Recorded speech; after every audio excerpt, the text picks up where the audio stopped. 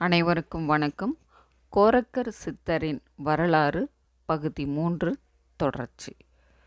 கோரக்கர் செய்த வைத்திய நூல் கோரக்கர் வைப்பு என்று அழைக்கப்படுகிறது. இவர் கஞ்சாவை முதல் சரக்காக கொண்ட மையின் அதற்கு கோரக்கர் மூலி என பெயரிடப்பட்டது. மீன் குஞ்சு வடிவத்தில் மச்சேந்திரர் கேட்ட தாரக மந்திரமே 14 சித்தர்கள் ஞான கோவையில் கூறப்படுகின்றன. ஞானசார நூல் என்றும் கூறுவார். இதில் சரம் பார்க்க ஆசன விதி, சரம் பார்க்கும் மார்க்கம், போசன விதி, கருபக்குறியின் முறை, நாடிகளின் முறையாமை முதலியவை விளக்கமாக கூறப்பட்டுள்ளன. குருவை பிரிந்த கோரக்கர் வரதமேடு என்னும் காட்டினுள் நுழைந்து தவம் செய்ய ஆரம்பித்தார். அந்த தவச்சாலையில் இவரைப் போலவே தவம் செய்ய வந்த பிரம்ம முனியையும் கண்டார். இருவரும் இணைப்பிரியா நண்பர்கள் ஆயினர். இருவரும் தவம் முடிந்து இணையில்லா அரும் பெரும் சித்திகளை அடைந்தனர். ஒரு நாள் பிரம்மமுனி, கோரக்கரே, எங்கோ பிறந்த நாம் இருவரும் ஒன்றானோம். நாம் ஆத்ம சக்திகளை வளர்த்து கொள்ள வேண்டும். படைப்பு முதலான 5 தொழிலை நாமே செய்ய வேண்டும். அதற்கு யாகத்தை தொடங்க வேண்டும் என்றார். கோரக்கரும் அதையே நினைத்திருந்ததால் இருவரும் இணைந்தே யாகத்தை தொடங்கினார்கள். யாகம் செய்ய தீர்மானித்த இருவரும் அதற்குண்டான பொருட்களை சேகரித்தார்கள். மாசி மகம் பௌர்ணமி அன்று மங்களகரமான நேரத்தில் உபவாசம் இருந்து யாகத்தை தொடங்கினார். 5 தொழிலையும் இயற்றும் ஆற்றல் வேண்டும் என்ற தொடங்கப்பட்ட யாகம் ஆதலின் இதை நிறைவேற்றக்கூடாது என்பதில் தெய்வ கணங்கள் முனைப்பாக இருந்தனர்.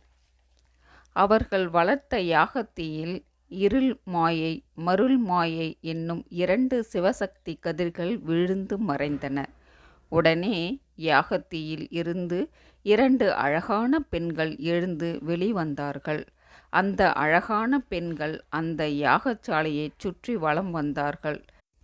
யாகத்தை செய்து கொண்டிருந்த 2 சித்தர்களும் இவர்களை கவனித்தார்கள்.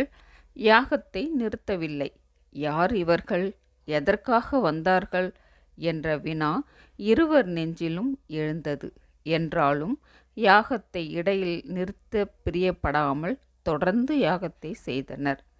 இனியும் காலத்தை வீணாக்க விரும்பாமல் 2 பெண்களும் அவ்விருவரையும் கட்டி தழுவி ஆலிங்கனம் செய்தார்கள்.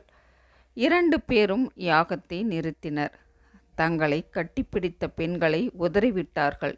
யார் நீங்கள் என்று கோபக்குரலில் வினாவினர். முனிவர்களே, நாங்கள் தேவக்கன்னிகள். உத்தமமான உங்களை திருமணம் செய்து கொள்வதற்காகவே தெய்வலோகத்திலிருந்து பூலோகத்திற்கு இறங்கி வந்தோம். எங்களை ஏற்றுக்கொள்ளுங்கள் என்றனர். அதே சமயம் அக்னியும் வாயுவும் உருவம் கொண்டு அங்கு வந்தனர். 2 பெண்களையும் கண்கள் விரிய பார்த்தார்கள். யார் இவர்கள்?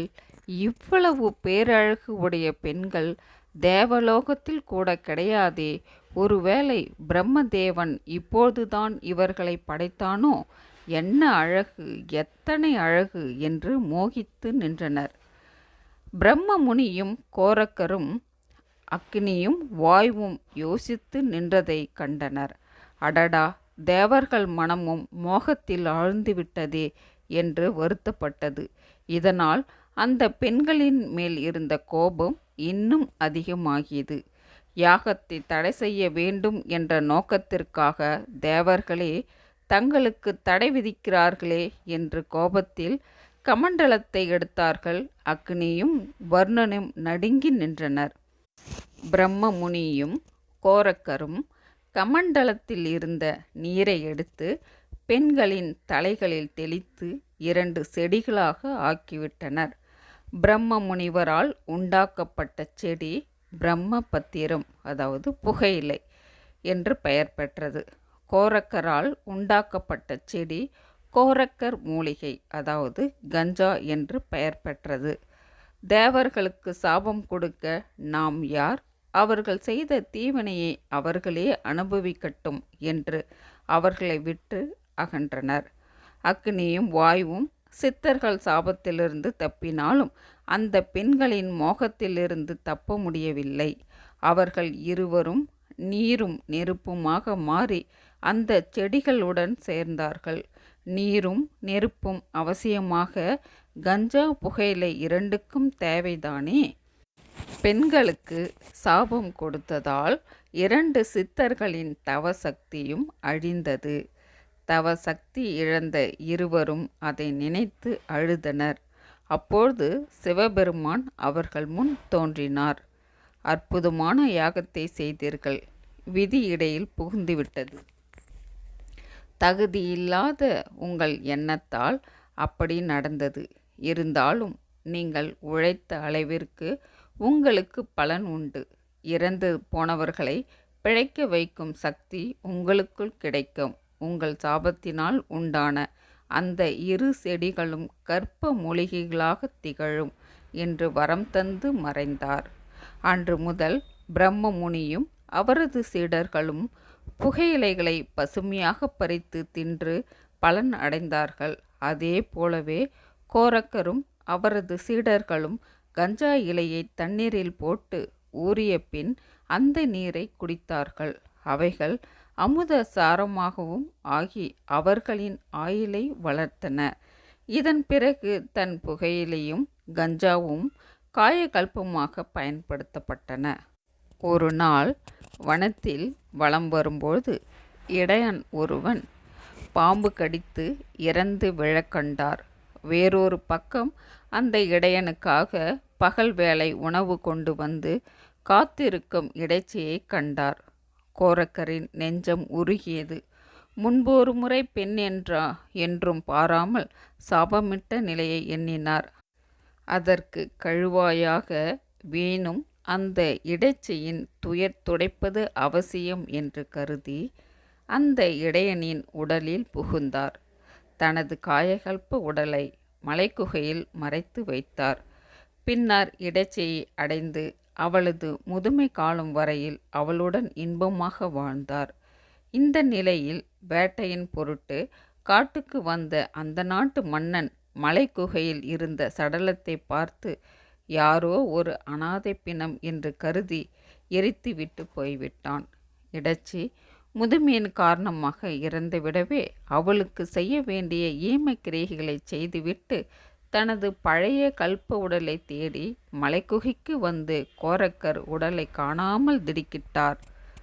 தன் சீடர்களை நாகார்ஜுனர் சாணக்கிய முனிவர்களோடு சதுரகிரியில் வாழ்ந்த ஒவ்வொரு முனிவரின் ஆசிரமமாகச் சென்று ஆங்காங்கே சில காலம் வசித்தபடியே கற்ப மூலிகைகளை உண்டு இடையன் உடலை கற்ப உடலாகச் செய்து கொண்டார் என்று கருவூரார் தமது வாத காவியத்தில் கூறுகின்றார். போகரும் கோரக்கரும் ஒன்றாக நிகழ்த்திய பல சித்துக்களை கோரக்கர் தமது சந்திரரேகை என்ற நூலில் கூறியுள்ளார். சித்தர் பலரிடம் பலவித பாடல்களை கேட்ட கோரக்கர் தம் அறிந்த சித்து மற்றும் ஞானங்களை எல்லாம் மறைப்பொருளாக பாடாமல் எல்லோருக்கும் விளங்கும் வண்ணம் வெளிப்படையாகவே பாடிவிட்டார். இவர் இயற்றிய நூல்களில் தீயவர்கள் உலகில் கெடுவினையை மேற்கொள்வார்கள் என்று கருதிய பிறகு சித்தர்கள் ஒன்று திரண்டு கோரக்கரின் ஆசிரமத்திற்கு வந்தார்கள். சித்தர் எல்லோருக்கும் தம்முடைய ஞான நூல்களை பறித்து கொண்டு போய் விடுவார்கள் என்று தெரிந்தும் உடனடி நடவடிக்கை எடுக்கவில்லை. ஆதலால் அவர்களை சற்று தாமதிக்க வைக்க முடிவு செய்தார். உடனடியாக அரிசியும் கஞ்சாவையும் சேர்த்து அரைத்து அடைசுட்டு வைத்தார். சித்தர்கள் வந்ததும் வராதுமாய் அங்கும் இங்குமாய் சுற்றி பார்த்தார்கள். கோரக்கர் ருசியாக சுட்டு வைத்திருந்த அடை அவர்கள் கண்ணில் பட்டது. அதை எடுத்து சுவைத்து கொண்டே அமர்ந்தனர். சித்தர்கள் சாப்பிட்ட அடையில் கஞ்சா இருந்ததால் அப்படியே ஆளுக்கொரு மூலையாய் சுருண்டு படுத்து கொண்டனர். கோரக்கர் அதுதான் தக்க சமயம் என்று தன் நூல்களில் முக்கியமானவற்றை மட்டும் எடுத்து மறைத்து விட்டார். சித்தர்கள் விழித்து எழுந்தவுடன் கோரக்கரிடம் அவர் செய்த நூல்களை கேட்டார்கள். கோரக்கர் எடுத்து கொடுத்தார். அவற்றை வாங்கி கொண்டு சித்தர்கள் அவைகளை தவிர வேறு ஏதும் இருக்கிறதா என்று கவனித்தனர். வேறு எதுவும் இல்லை என்று நிச்சயமானவுடன் அவர் நூல்களை தங்களது குகையிலே பாதுகாக்கப் போவதாக கூறிவிட்டு ஓலை சுவடிகளுடன் சென்றுவிட்டனர். இவ்வாறு நூல்களை பாதுகாப்பு காரணங்களுக்காக கொண்டு சென்று விட்டதால் கோரக்கர் இயற்றிய பல நூல்கள் நமக்கு கிடைக்காமலே போய்விட்டன. அதில் சிலவற்றை நாம் பார்க்கலாம்.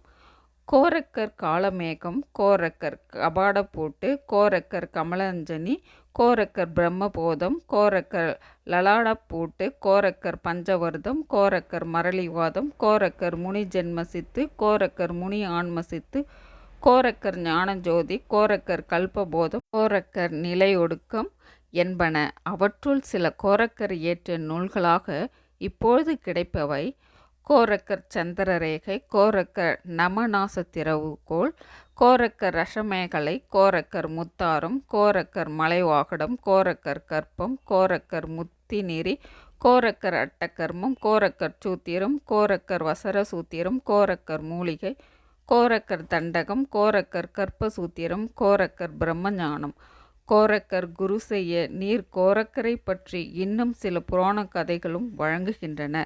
இவரது பாடல்கள் மிக எளிமையானவை. இவர் பேரூரில் சித்தி அடைந்ததாக கூறப்படுகிறது. புதுச்சேரி மாநிலத்தில் உள்ள கோரக்காடு என்ற ஊரானது கோரக்கர் தவம் செய்த ஊர் என்று கூறப்படுகிறது. சிலர் கோரக்கர் இவ்வூரில்தான் சித்தியடைந்தார் என்றும் அதனாலேயே இவ்வூர் கோரக்காடு என வழங்குவதாகவும் கூறுகின்றனர். இத்துடன் கோரக்கர் வரலாறை நாம் நிறைவு செய்து கொள்கிறோம். இப்பதிவு உங்களுக்கு பிடித்திருந்தால் உங்கள் நண்பர்களுக்கு பகிரவும், உங்கள் மேலான கருத்துக்களை கமெண்ட் செய்யவும். இந்த சேனல் உங்கள் பிடித்திருந்தால் சப்ஸ்கிரைப் செய்து கொள்ளவும். அப்பொழுதுதான் நான் போடுகின்ற அனைத்து தகவலும் உங்களுக்கு வந்து சேரும். நன்றி. வாழ்க வளமுடன்.